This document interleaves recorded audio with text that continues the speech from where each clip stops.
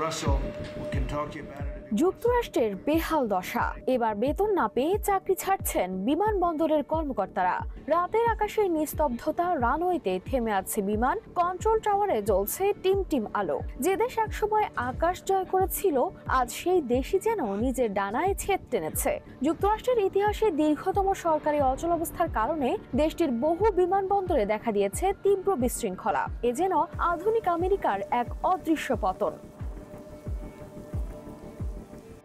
সরকারি শাটডাউন পেরিয়েছে ৩৫ দিন, তবুও পরিস্থিতির কোনো উন্নতি নেই। এই দীর্ঘ অচলাবস্থা যেন দেশের প্রাণ প্রবাহ থামিয়ে দিয়েছে। বিমানবন্দরে দেখা দিয়েছে অভূতপূর্ব বিশৃঙ্খলা। ঘন্টার পর ঘন্টা অপেক্ষায় ক্লান্ত যাত্রীদের মুখে হতাশা, শিশুর কান্না, মাইকে ভেসে আসা ফ্লাইট বাতিলের খবর, সব মিলিয়ে এক বিভ্রান্ত বাস্তবতা।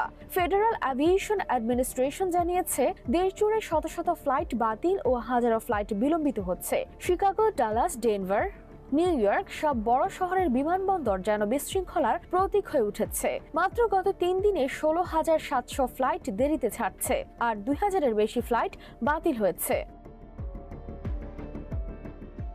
বেতনের আশায় কাজ করা হাজারো এয়ার ট্রাফিক কন্ট্রোলার এখন হতাশায় ডুবে আছেন। তাদের অনেকেই বাধ্য হয়ে চাকরি ছেড়ে দিচ্ছেন, কেউ কেউ পরিবার বাঁচাতে বিকল্প পেশা খুঁজছেন। নিউ ইয়র্ক অঞ্চলের কন্ট্রোল টাওয়ারে অনুপস্থিতির হার পৌঁছেছে ৮০%। এ যেন আকাশে এক অদৃশ্য বিপর্যয়। পরিবহন মন্ত্রী শন ডাফি স্বীকার করেছেন, নিরাপত্তা বজায় রাখতে ফ্লাইট চলাচলে বিলম্ব অব্যাহত থাকবে, প্রয়োজনে ফ্লাইট বাতিলও হতে পারে। তিনি জানান, তাদের অনেক কন্ট্রোলার পরিবার চালাতে অন্য কাজ নিচ্ছেন, কিন্তু সরকার কাউকেই বরখাস্ত করবে না।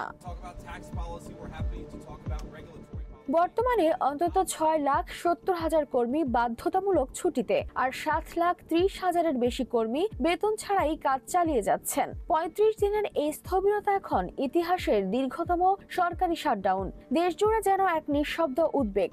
আকাশে বিমানের শব্দ কমেছে, বাড়ছে মানুষের হতাশার নিঃশ্বাস। কেউ জানে না কবে থামবে এই অচল সময়। News desk, RTV।